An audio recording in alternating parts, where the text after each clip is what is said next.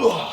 Hey, what's up guys? I'm Andrew Bacon and I have had it with this door. And so this is our main bedroom door, so it's used a ton and it keeps sticking all the time. And so I'm gonna figure out what's wrong, I'm gonna fix it, and I'm gonna show you exactly what to do if you've got a sticky door giving you trouble in your house. So check it out on this episode of Field Treasure Designs.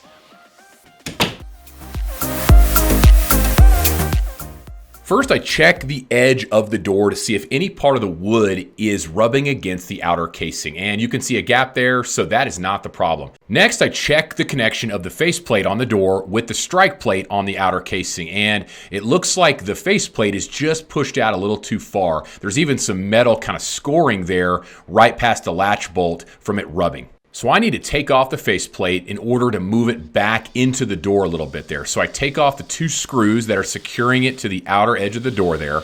And sometimes you can just chisel it away and then screw it back in. This is not the case on this door. So this bottom screw is a lot shorter, which I'm going to replace it with a longer screw at the end.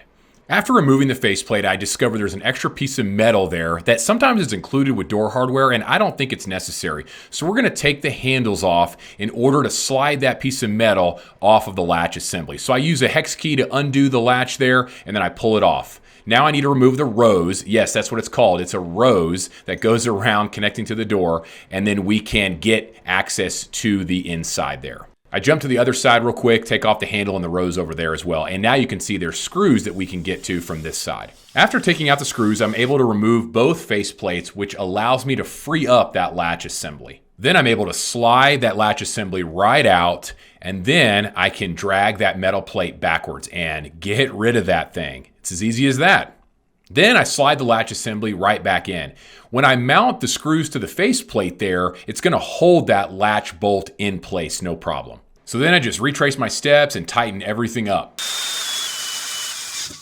I put the rose and the handle back on, but I'm not gonna tighten it up just yet, just to make absolutely sure that this works. So I do a quick test here, and I can see that the latch bolt is still hitting that strike plate a little bit too much, causing it to stick. And so you can see it just catching there. So I need to untighten the mounting plates there, and then I'm sliding them away from the opening to the back towards the wall there as far as I can. Thankfully, I was able to have enough room to do that. Once I slide them back, I retighten both of the mounting plates there, and I should be good to go. So let's try it again.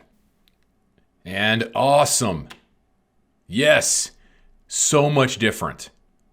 So yeah, I just slid that mounting plate a little bit to the left there. Now I'm mounting the faceplate, but when I put it on, I could tell that it wouldn't fit in there just snugly enough. And so I'm gonna grab my chisel and chisel out just a little bit of the wood, allowing that to fit in like a nice snug puzzle piece. Now it's good to go, and I screw it in. I also used a longer screw at the bottom there to really get this thing snug. Now there will be no more metal rubbing that faceplate. Okay, now I put the roses and the handles back on, tighten them up, and I should be good to go. And boom, we are good to go. This door is now a delight to use because it doesn't stick. Well, hey, thanks so much for watching. I hope it was helpful. Don't forget to hit that like and subscribe, and I'll see you on the next video. Thanks.